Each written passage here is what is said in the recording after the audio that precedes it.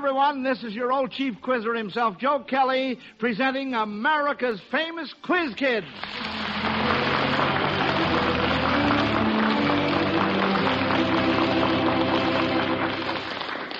Well, we not only have an interesting lineup of questions, but we also have the head coach of the All-Star football game in our classroom, and a little later we hope to get some tips about the big All-Star game next Friday evening. So, let's get busy, Quiz Kids. Here's your first question. What key of music might suggest a person too young to vote?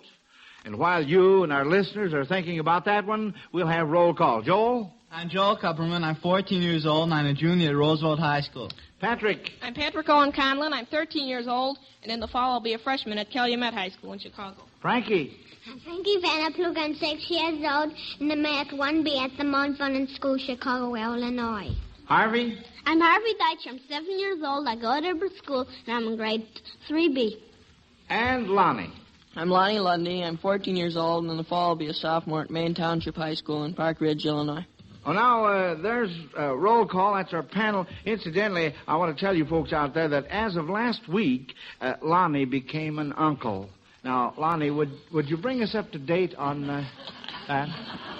Well, what do you mean bring you up to date? Well, how are things coming along? Well, just fine. Huh? Just fine. He or she? It's a he. He? What's his name? Gary Thomas Johnson. Uh-huh. He hasn't called you Uncle Lonnie yet. No, not yet. Well, that's fine. Now back to the first question. What key of music might suggest a person too young to vote? Pat? Well, that might be a minor key. A minor key. That's right. A minor. Good boy, Patty. Well, we're off to a flying start. Now, right at this moment, each of you will receive paper and pencil, kids, and you'll be asked to use your own initials and make up advertising slogans or headlines using words that begin with each initial. I'll call for them later on in the program. Let's see now. Our producer's initials, Herb W. Lateau. Let's see, H.W.L. We could use his initials by saying Herbie weds Lizzie. See? Or now my initials, Joseph William Kelly, J.W.K., Just Wonderful Ketchup. Oh, you funny man. Well, all right, you get along there, and remember, you have to make these up from your own initials as you go along and answer questions. And I'll call for them, as I said, a little bit later on. In the meantime, since we have an all-man board today, you quiz kids may not like this question. It's about insects whose male species might be considered the weaker sex. Now, why might the male bee and mosquito be considered weaker than his mate? Harvey? Well, because the female mosquito and the female bee both sting, but the male mosquito and the male bee don't sting. That's absolutely right, Harvey. Yes, sir, for 7 years old. Now, folks, Harvey really knows these mosquitoes. And I might add, Harvey, that there must be a lot of female mosquitoes around this summer. Here's the second part. On the other hand, it is only the male katydid and the shorthorn grasshopper who are musical. Can you explain how each of these perform when he wishes to play a little serenade? Harvey again. Well, the katydid rubs his left wing on his right wing, and that's how he makes a sound. The short-horned grasshopper rubs both hind legs together. Other times he rubs one hind leg and the wing together. That's right, and he certainly serenades, doesn't he? Now, let's see. Number 3 is a dandy question. The following are groups of characters from well-known stories, but there is one important character missing from each group. See if you kids can name the one who is absent. Here's the first group. Moth, Cobweb, Mustard Seed. Frankie. Peas Blossom from Midsummer Night's Dream by William Shakespeare. That a boy! Yes, sir, you're right. Oh, boy. Now, see if we can get this next one. Here's the next group. Meanie, Miney, and Miney Mo. Frankie? Add a peck of pie from the Rutabaga Stories by Carl Sandburg. Well, now, how do you like that? What do you know about that? Right in both cases.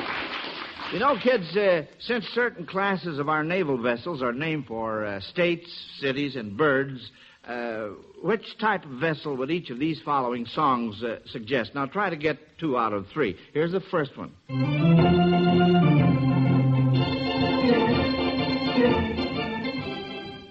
Lonnie. That's Iowa, and that's a state, so that'd be a battleship. That's right. And now then, Uncle Lou Webb is going to play number 2 for us.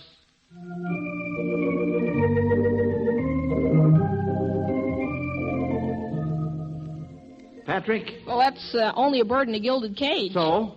Let's see. Bird. That's the bird. clue. What type of vessel? Joe? I believe a submarine. Oh, no. No. Pat? Well, it might be an aircraft carrier. It's kind of corny, but... Lonnie? I'm not sure, but I'm quite sure it's a cruiser. No. You're wrong on this. It's a minesweeper. Minesweeper. Now, here's the last one.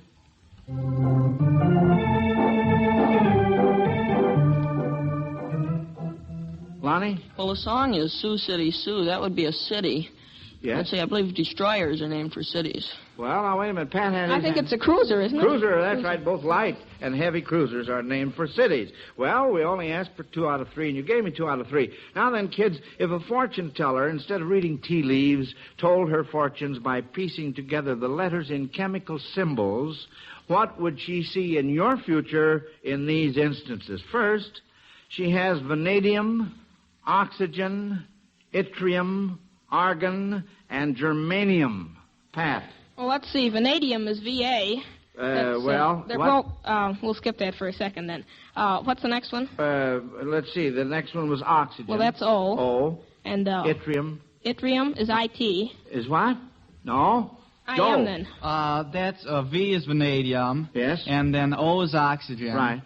And Yttrium. Y is yttrium. Right. And A is argon. And G is germanium. That's so right. it's a voyage. Voyage. That's right. You would be taking a voyage. Now, the next reading is molybdenum, neon, and yttrium. Pat. Well, of course, that's money. Well, all right, molybdenum is M-O. M-O. And neon is N-E. N-E. And, of course, yttrium is Y. That's right. Money. Seems like we should have had the money before the voyage. Yeah. Here's the third part. This reading was tungsten, iodine, and iron. Lonnie. Well, let's see, I'm not sure of tungsten, but iodine is I. Right. And iron is Fe, so Fe. that's I-F-E. I believe tungsten is W. Oh, It's you believe wife. it is. That's just what it is. So it would be wife, wouldn't it? Uh-huh. Very good, kid. Well, now, you kids just have a few more weeks of vacation left, but what do you think about that? Would you like to have your vacation last longer, or are you anxious to get back to school? Patrick? Well, everybody, when they get out of school in June, they all feel, boy, they never want to come back. And, of course, I know lots of my friends, they feel when it gets toward the end of vacation that they'd like to be back in school. And, of course, I'm going into high school this fall, and it's going to be a new experience, and I'm kind of anxious, you know. You're anxious to get back to school. Well, good for you, Patrick. Harvey? Well, I don't think so. I have a lot of fun. I'm going fishing, swimming, and I'll get a lot of exercise and horseback riding. Oh? Have you really fished very much this summer? Not too much, because there isn't very good fishing. Not too good. Oh? Out there. Didn't you catch any fish at all? Huh? Oh, yeah. You did? What kind? Let's see, I caught one crappie. Yeah? And, One. and let's see, there's a... Yeah, I think the only fish I caught out there this summer was crappie and a what?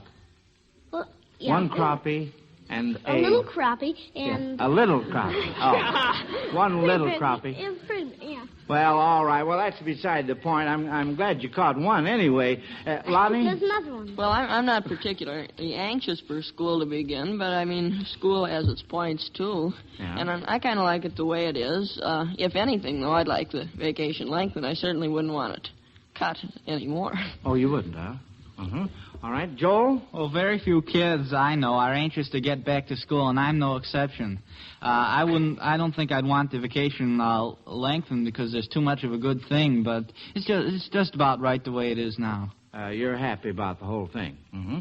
Well, now, let's see. Frankie started the school last year. Isn't that right, Frankie? Yeah. Well, what is your opinion? Let's have a man-to-man talk from you now on this. Oh, I think that I would like to get back to school because I'm very anxious to get to first grade because my mommy wants to teach me how to write, and I don't want to. I want to go to first grade and learn how to write, so I'm anxious to get to first grade. Well, now, isn't that nice? Well, now, Frankie, it just so happens on that assignment that I gave you kids a while ago, I forgot that you hadn't taken writing yet. And if you have any trouble, why, maybe some of us can sort of help you out with your initials when we call for the assignment a little bit later on. All right. Now, then, I'm going to test your your sense of musical pitch with this question. I'm going to tell a story which has blanks in it. Every time I come to a blank, I shall play a chord on the piano, and from the notes you hear struck all together in the chord, you are to spell a word that might fit in the blank. Now, first, let me get over here to the piano. Here I am. Let's see. Oh, wait a minute. Well, forget that one. That doesn't count. I was just sort of checking over the keyboard here. Now, let's see.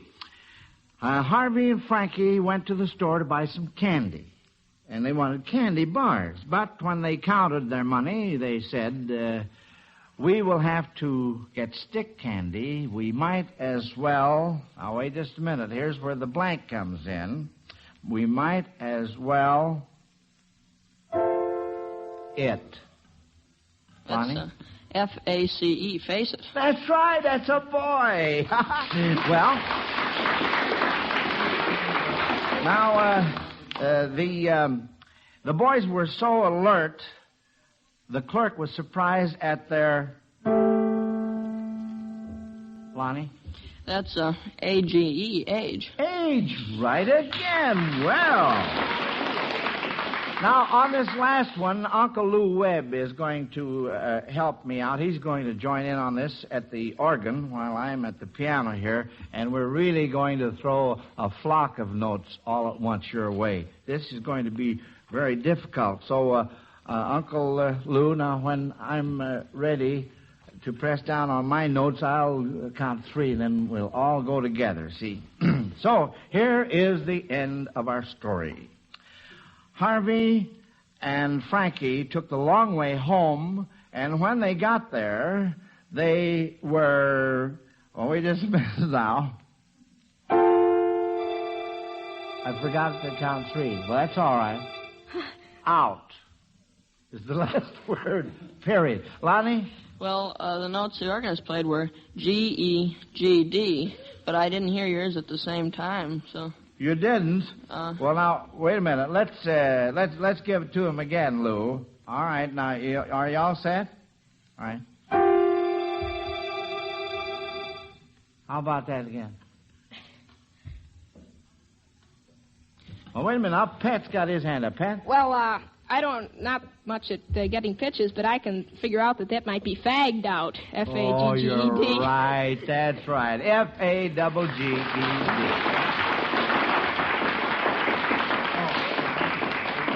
Right now, while everyone is talking baseball, it may seem a little previous to think in terms of football, but we have a chance to get in on the ground floor of how that big all-star football game will come off here August 11th at Soldiers Field here in Chicago. And I know you quiz kids and all of our listeners wouldn't want to pass up an opportunity like that. In fact, I have a big treat for you, because visiting our classroom, we have the very prominent figure of the sports world, the coach of Holy Cross and head coach for the All-Star football game, and an all-around grand football man himself, Dr. Eddie Anderson.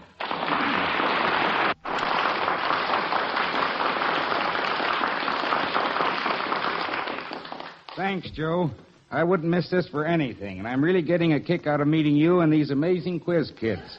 The last time I saw them on television, I was in Boston, but I've heard them many times over radio, and I'm certainly enjoying myself here this afternoon. Well, good for you. Thanks a lot. It's nice of you to drop into our classroom, Eddie, when I know that you're very busy these days getting ready for the big All-Star game next Friday evening. Now, first of all, I know many of our listeners are interested in knowing just how the boys are picked for the All-Star game. Well, I have quite a little bit to do with that, Joe, along with the other coaches. We get recommendations from all the coaches all over the country, newspaper men, and with the assistance of Mr. Arch Ward and Wilfred Smith of the Chicago Tribune, the coaches pick them. I see. Well, tell us this, Eddie. How are the coaches picked? Well, I think I'd have to say that Mr. Ward and his staff picks the coaches, Joe. A number of years ago, they were voted upon, but they quit that, I believe, in 1942. Uh-huh. Well, now there's one more question I'd like to ask, if you don't mind. You may know that the quiz kids are chosen because of their personality, their good sportsmanship, as well as their mental alertness. I understand great football players are superior students. It so happens that I know that the late Niall Kinnick was a Phi Beta Kappa. How about that? You're perfectly right, Joe. As a matter of fact, Niall was a student of mine. He played for Iowa University when I was coach there. And I think you're also right in saying that superior football players are usually superior students. There are many shining examples of that. For instance, President Hovde of Purdue University played quarterback for Minnesota about 20 years ago. I see. And I think there are so many examples that we couldn't go into it this afternoon. Take too much time, maybe, huh? Right. Uh-huh. All right. Well, now I thought I would like to see. I'd like for you to ask the quiz kids a question or two about some of the boys we'll see play next Friday evening. Would you like to take over the classroom? I certainly would. I'd enjoy seeing how fast the quiz kids can identify the school and position played by each of these men in training now for the All-Star football game. Excuse me just a minute, Coach Anderson. Do you want to step around on this side of the microphone so you can see the kids' hands go up? Fine. That's a lot better. Fine. The first one I'd like to find out what school he's from and position he plays is Leon Hart. Lonnie? Well, and Notre Dame. You're right. And this fall he'll be with the Detroit Lions. Second, Dick Kempthorne. Pat? Well, I think he was a fullback for Michigan. Right you are. Third, now this might stick you, Eddie LeBaron. Joe? Quarterback, College Pacific. Right. Number 4, Doak Walker. Lonnie? Well, halfback, Southern Methodist. Right again. Now this one may not be quite fair, but I thought I'd not tell you the name of the player, but I'd describe him a little bit. He runs up the field like a locomotive. Joe? Charlie Justice, halfback, North Carolina. Right again. Now, this question also may not be quite fair because it requires a knowledge of All-Star games of other years. But let's try it anyway. In what years did the All-Stars score a victory with exactly the same score? Lonnie. 1946 and 47. I believe the score was 16-0 over the Rams and the Bears. You're absolutely right. Can you tell me which year, Lonnie? Well, they beat the Rams in 46 and the Bears in 47. That's perfect, Joe. Well, that makes me very happy. I think the quiz kids really carried the ball and scored all right on that one. They certainly did. They seem to be sports fans, all right. I thought, Coach Anderson, if you didn't mind, maybe the quiz kids would have a question or two they might like to ask you about the game Friday. Well, that's all right with me, Joe. I hope they don't put me on the spot too much. Who would like to start it off? Well, Dr. Anderson, I'd like to know if it was your childhood ambition to be a football player or coach as you are now. Well, no, I started out to be a doctor, Pat, an M.D., but after I got my degree, I happened to get into coaching. I've been there ever since. Harvey? What's the difference between professional players and college players? Well, the difference is between in professional football, they're paid, Harvey, and college players are amateurs. Bonnie? Well, I'd like to know what you consider your greatest day in football. Well, I suppose Lonnie was 1939 and 40, had two great days. when we beat Notre Dame. I was coaching the University of Iowa at that time, and they were undefeated both years when we played them. Joel? Well, this isn't about the game Friday, but in your opinion, in the last few years, has the use of the T formation increased or decreased? I think it has increased a great deal, Joel. Frankie? Mr. Anderson, do you know how old a little boy should be when he starts playing football? Well, Frankie, I think that almost any age, I think you could get an undersized football and start right now, and you look like you'd be a good one, too.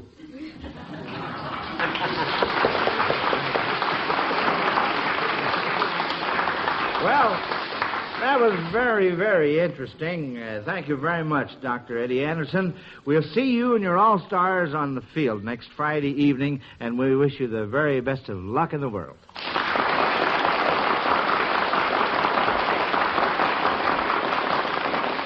Well, let's see what's next. Here's a dandy. What countries or islands might you find on your dinner table, kids? Frankie.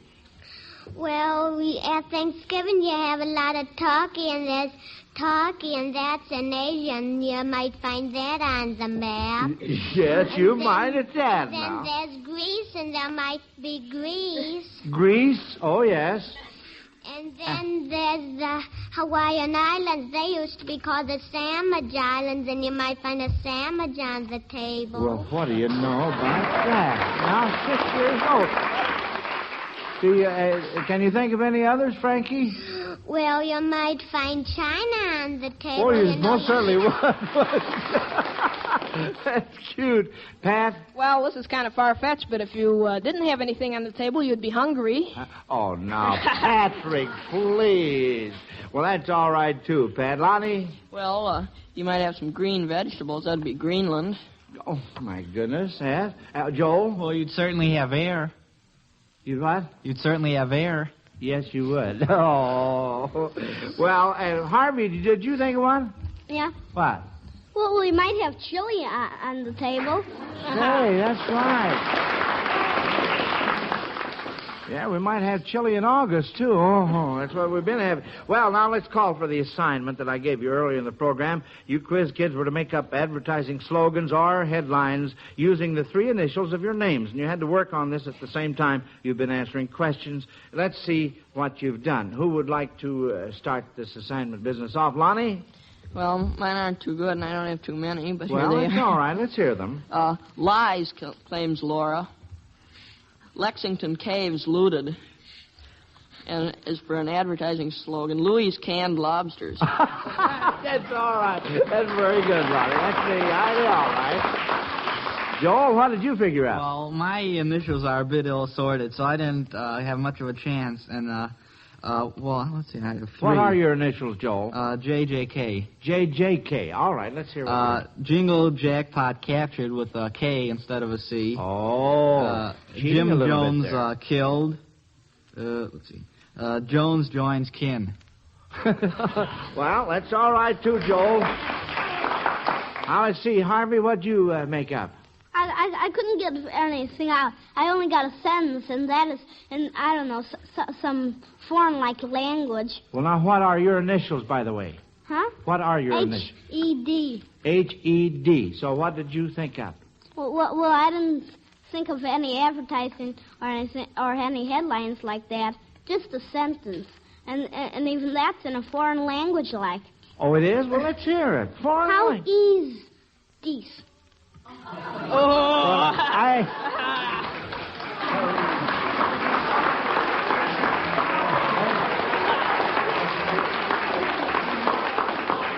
You know what, Harvey? What? I think this is good.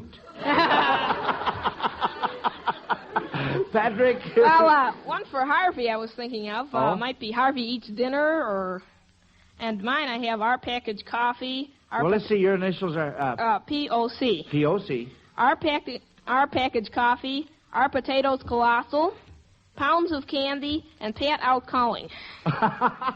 All right, Pat. Well, now let's see. How about you, Frankie? Did you think... What are your initials, by the way? Well, my initials are F? FPV. FPV. And I haven't got any headlines or stuff like that. I just got my initials, because that's all I know since I haven't started reading and writing and arithmetic. All right. That's very good, Frankie. Now, how about the rest of you kids? Can we help Frankie out here? Joel? Flavors, Parade, Vanilla. Well, say, that's all right. That takes care of Frankie very, very well. Well, that was a lot of fun, wasn't it? Now, say, here's rather a tongue twister of a math problem I'd like you quiz kids to try to work without paper or pencil. Here it is. The number of members of Edward Anderson's family is 2 more than the number in the family of his cousin Fred Anderson. The square of the number in Fred's family is 1 less than twice the number in Edward's family. How many are there in each family? Now, there is a doozer. Joel. Can you please repeat that? Well, all right, I will. The number of members of Edward Anderson's family is 2 more than the number in the family of his cousin Fred Anderson. The square of the number in Fred's family is 1 less than twice the number in Edward's family. How many are there in each family? Joel? Well, you can form an equation there. X squared equals 2x plus 3, because you have letting x equal his cousin's family, then that squared is x squared equals twice x plus 2, or 2x plus 4 equals 2x plus 3. So x squared minus 2x minus 3 equals 0. So, let's see, it'll be x minus 3 and x plus 1. So you can toss out the latter one. Oh, sure. So, toss it right out. It'll be 3 and 5. There, well, now let's... 3 in his cousin's family and 5 in his family. 3 in whose family? In his cousin's family and 5 in his family. That's very good. That's right, Joel. That's fine. It's really working out, isn't it? Yeah.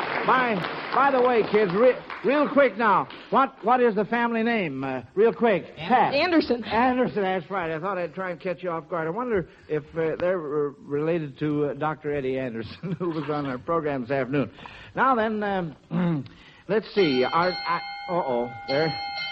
Well, there's the bell, kids, and that means the end of class for today. And while we're waiting for the report cards, I want to tell you about next week's program. I'm all really excited about it because we're trying something we've never tried before.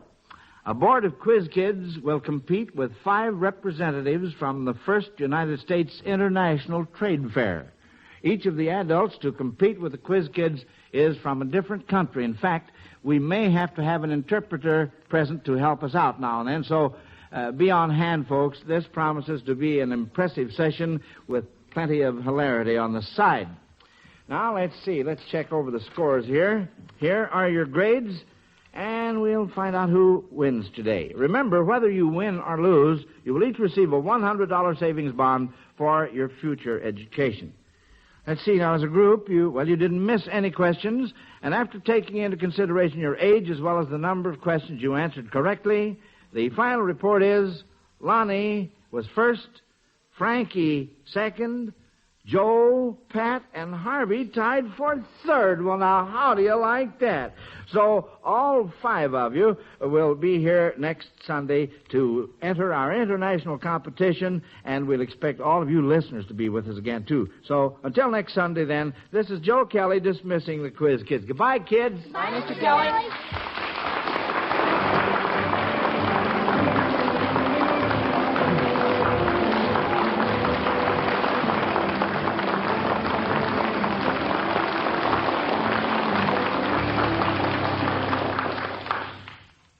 Quiz Kids is produced by Louis G. Cowan. Programs, get your programs here.